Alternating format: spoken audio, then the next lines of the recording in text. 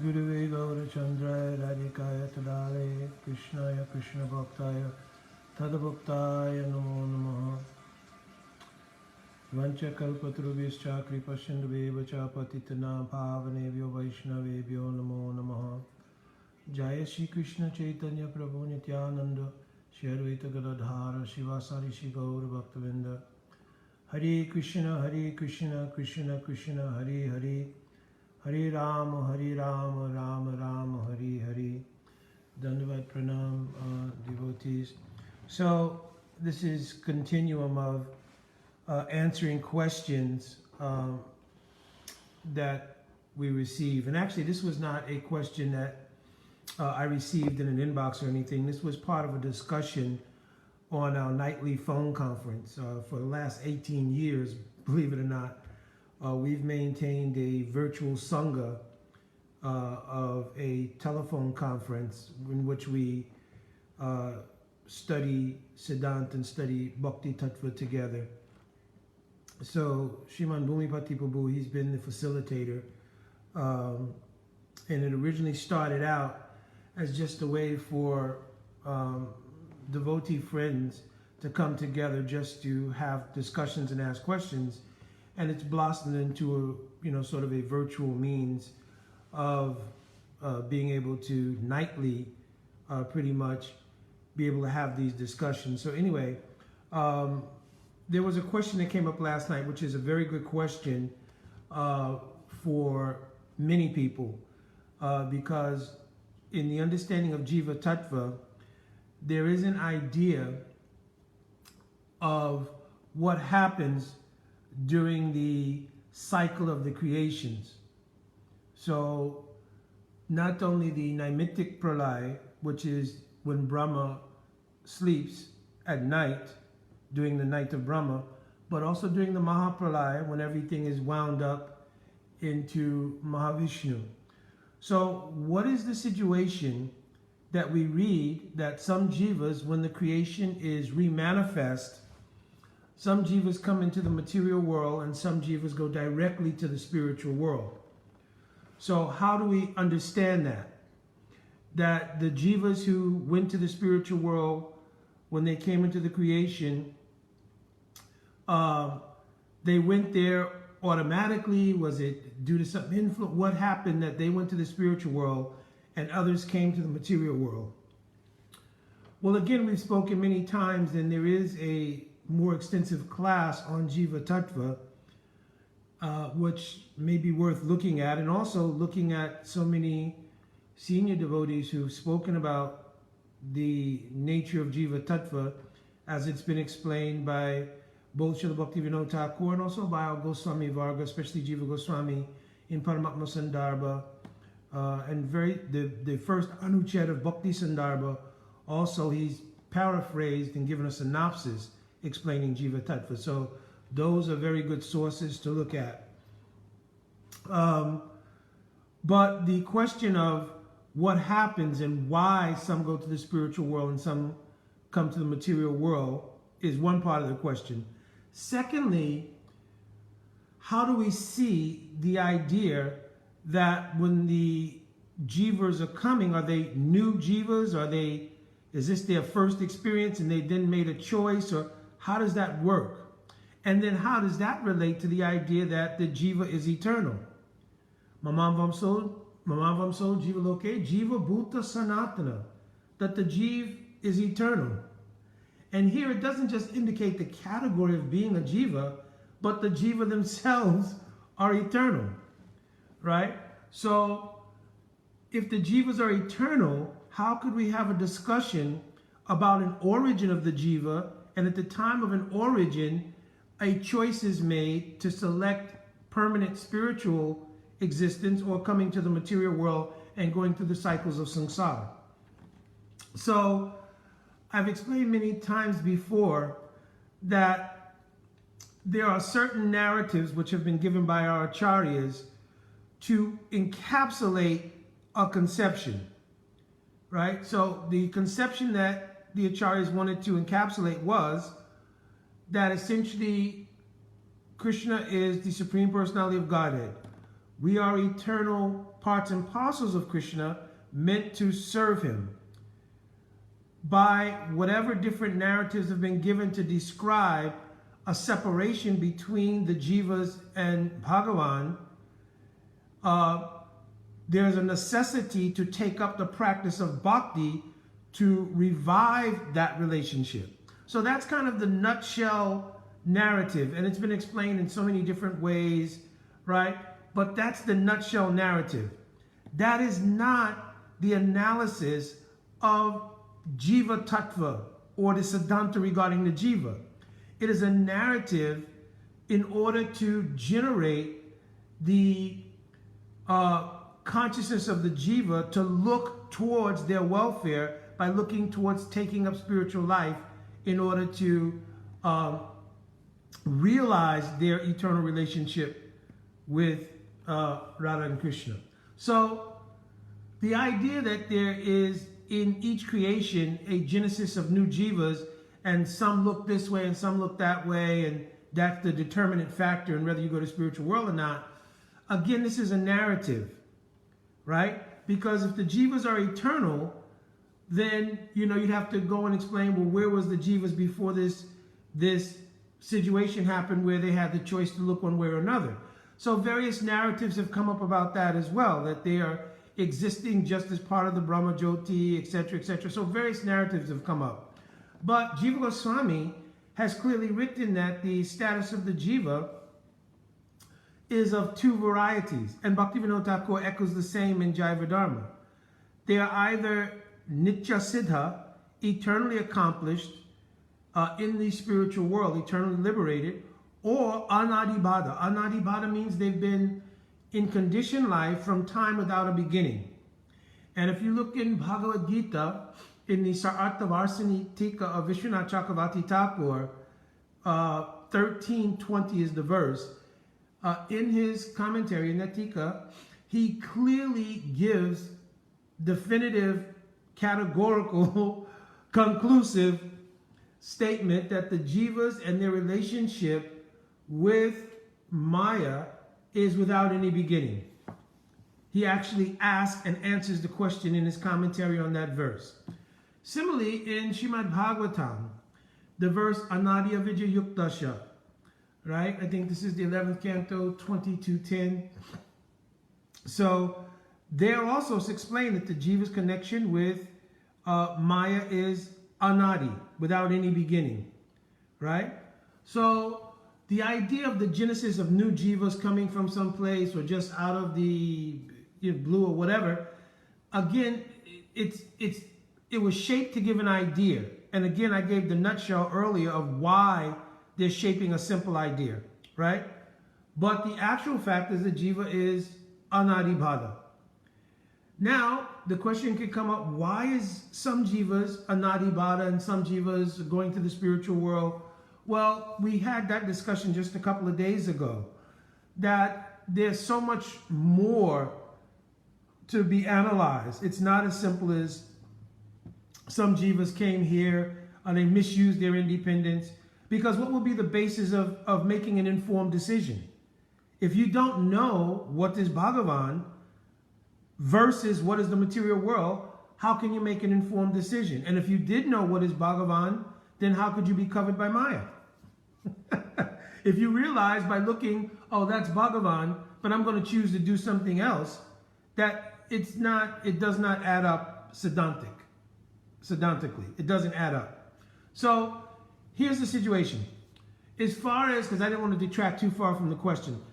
The question was, what happens in the cycle of the creations where some jivas appear to go directly back to Godhead and other jivas come to the material world?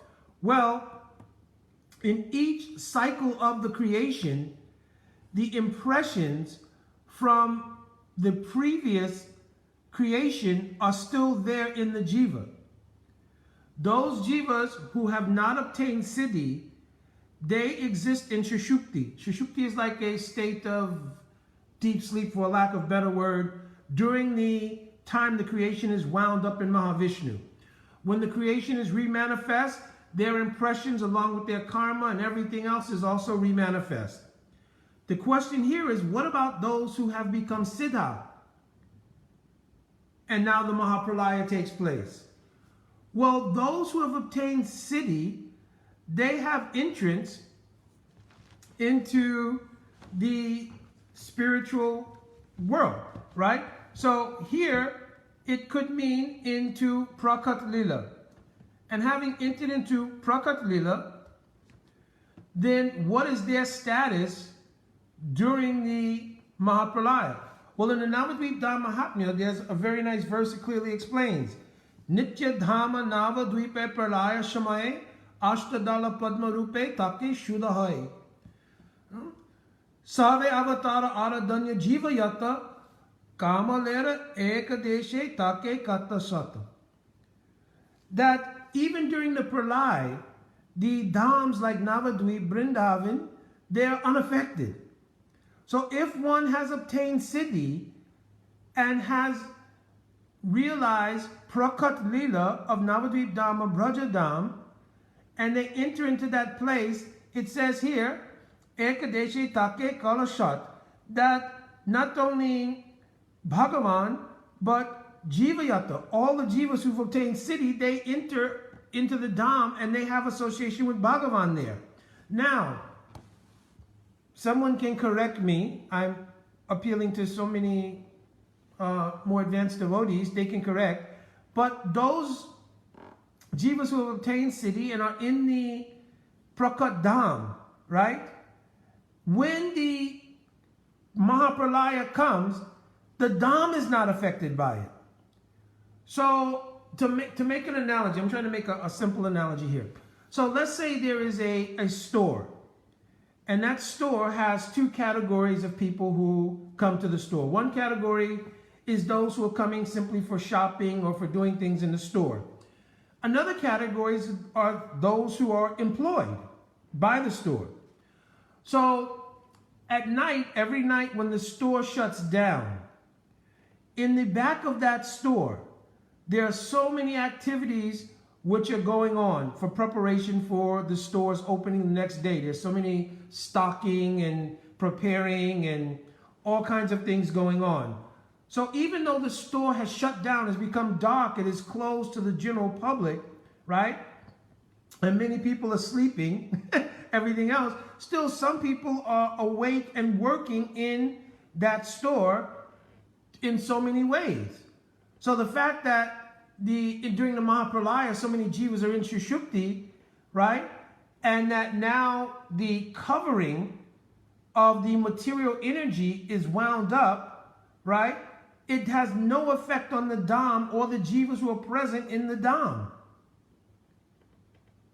They are still active. Now, when the creation remanifests or when the store opens in the morning, then that store becomes open and you may see so many people come in to do shopping and everything. And those people coming in to do shopping, they can see the employees and other sorts of things. Just like when everything is created again, Prakat Braj, Prakat Navadvip Dham is again manifest. And according to Adhikar, one can see its actual Swarup, or one may see only its physical manifestation, etc. So my point here is that during the Mahapralaya, if one has obtained Siddhi, they go to Prakat Dham. Now, in the visible cycle of the creation, when the jivas remanifest, the statement that some go directly back to Godhead is not really accurate. It's not that everybody was in a holding cell and then everybody came out and then some automatically went that way and some automatically went this way. Or everyone came out and then everybody looked different ways and accordingly went different places. Right? That's a narrative. Bhaktivinoda Thakur clearly says in the 15th chapter of Java Dharma, I've used this as an example. He actually calls it Arundhati Darshan Nyaya. So Arundhati Darshan Nyaya, I've explained before, it means if you want to show something, if you want to explain a concept, the example is that if you show a star, you're trying to point to a particular constellation, but you show a star that's bigger and closer and more visible. And once the person puts their eye on what they can see, then you say, now look left. And there's the constellation I'm trying to point out. In the same way, Bhaktivinoda Thakur, in his explanation, gave examples to allow the jivas, which he described directly in the 15th chapter, are afflicted with pramada. Pramada means inattentiveness, confusion, distraction, and therefore unable to focus clearly on, the deeper levels of Siddhanta and Tattva, all these things. So he says, for that purpose, I've given an indication. From the indication, by doing Sadhana Bhajan under guidance, the actual reality of this thing will come to revelation. So, when the cycle of the creation comes, those jivas who had obtained siddhi, they simply manifest in Prakat Lila. They didn't come in a mass group and then they chose to go there, no sadhana, no anything, and they just went to the spiritual world because they looked that way and others came here.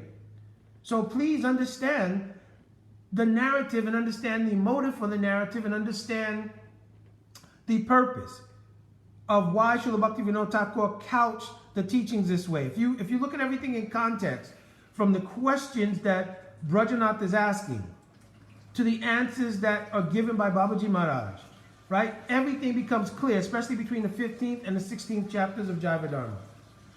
And if you want the actual ontological explanation of Jiva Tattva, Paramatma Sandarbha, Anuched 19 going, and also, I mentioned in a synopsis, is there in Anuched 1 of Bhakti Sandarbha, right? So, to answer Didi's question, it was a very nice question last night, and other people may have it.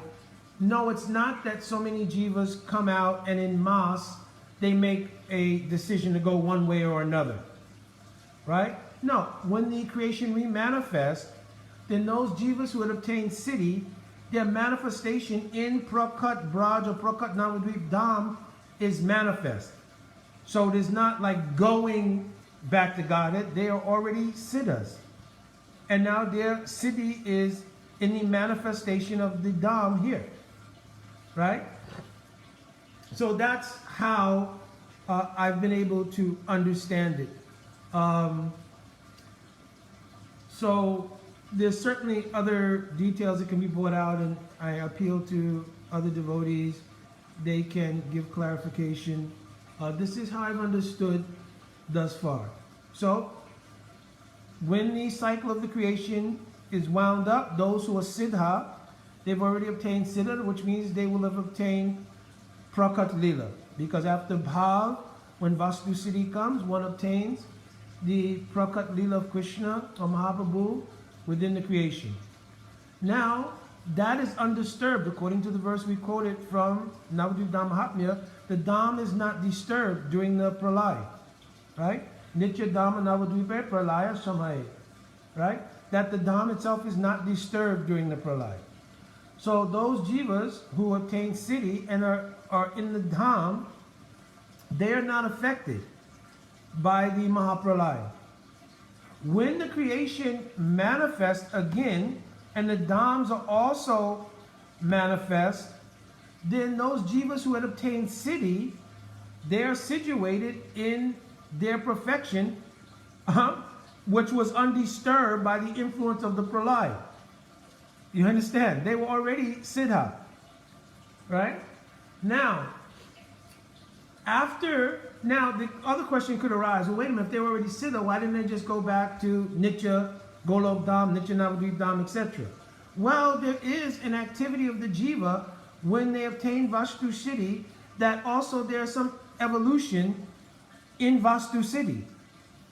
So therefore, one goes to wherever Krishna is performing his pastimes in this universe, or Navadvip Dham, and there the unfoldment of Prem, Sneha, Man, Rag, Anurag, etc. unfolds according to whatever rasa they are situated in, whatever swarup they have. There's a particular unfoldment of the Prem. So that takes place in the Prakat Dham. You understand? So this again is best I can explain of how to understand that. What I can explain clearly is that there's not a situation where there is a huge genesis or migration of jivas coming out in the creation once it's cycled through the pralaya and then comes back, that a whole bunch of jivas come out and everybody stands and look one way or another, and that's the determinant in which situation they're going to achieve, right? Because we have too much evidence from, as I mentioned, 13:20 in Bhagavad Gita. If you look at the Sa'artha Varsini Tika of Vishwanath Chakravarti Thakur, also obviously Jiva Goswami's ontological look at the Jiva in Paramatma Sandarbha, as well as Bhaktivinoda Thakur's clear explanations in 15, 16 chapters of Jaiva Dharma.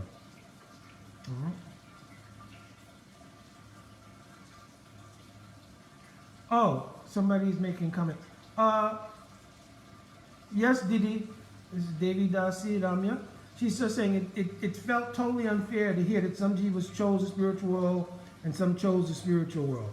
So again, remember our acharyas, what their motive is. Motive and intent are everything, right? Motive and intent are everything.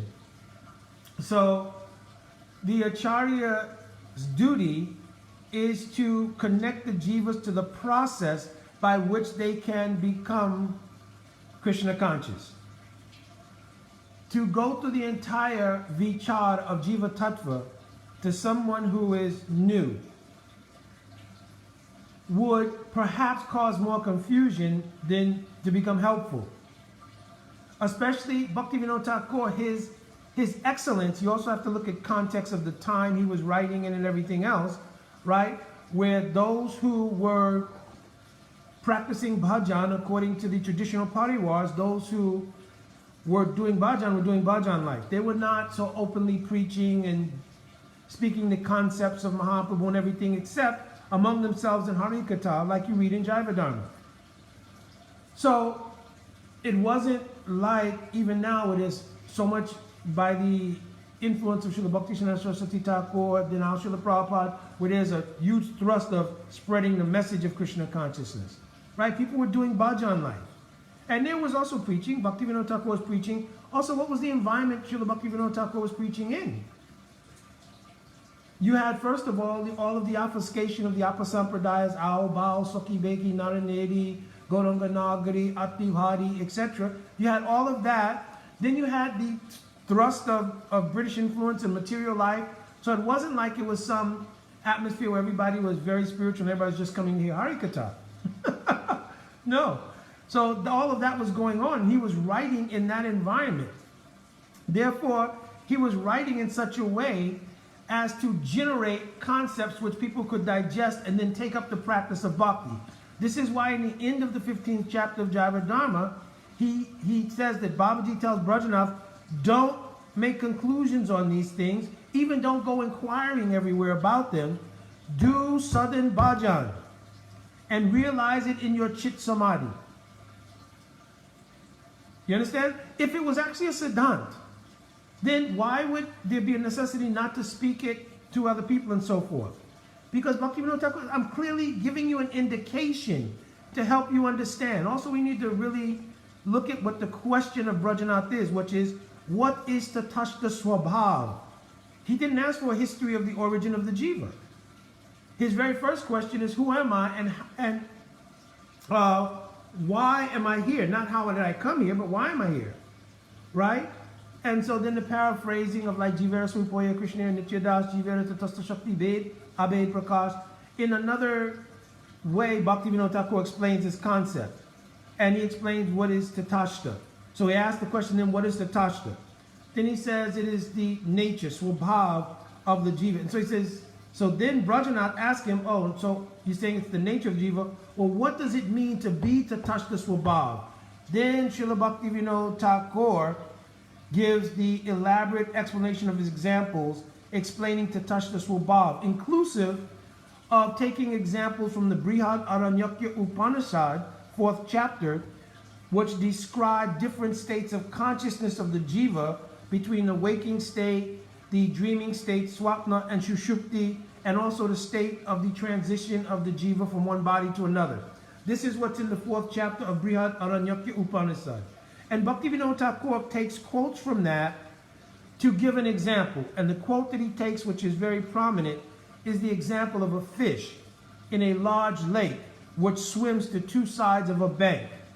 So to explain the idea of being Tatashta as being in a position where the influence of Swarup Shakti or the influence of Jad Shakti, material energy, can influence the Jiva, he was giving an example of being in that position. It's an ontological explanation by giving an example of what it means to be able to be influenced by either Shakti, the Antaranga Shakti of Bhagavan or the Bahiranga external Shakti of Bhagavan.